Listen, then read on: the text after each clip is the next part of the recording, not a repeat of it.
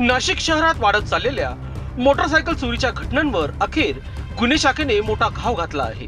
चोरीच्या मोटरसायकली विक्रीसाठी फिरणाऱ्या सारे चोरट्याला गुन्हे शाखा युनिट 2 च्या पथकाने सापळा रचत जेरबंद केले आहे।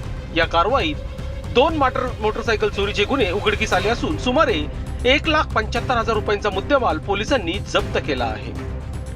नाशिक शहर पोलीस आयुक्त संदीप कर्णिक, पोलीस उपायुक्त किरण कुमार चव्हाण व सहाय्यक पोलीस आयुक्त संदीप मिटके यांच्या मार्गदर्शनाखाली शहरात मोटरसायकल चोरीच्या गुन्ह्यांवर नियंत्रण आणण्यासाठी विशेष मोहीम सुरू आहे।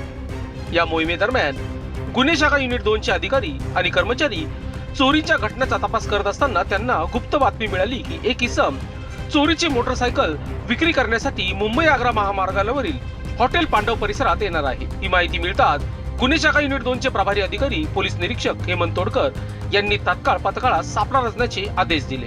त्यानुसार सहाय्यक पोलीस निरीक्षक मुख्तार खान पठाण, शंकर काळे, विलास गांगुर्डे, गुलाब सोनार यांच्यासह पोलीस कर्मचारी सुनील आहेर, प्रकाश महाजन, वाल्मिक चव्हाण आदींच्या पथकाने हॉटेल पांडव परिसरात सापळा लावला।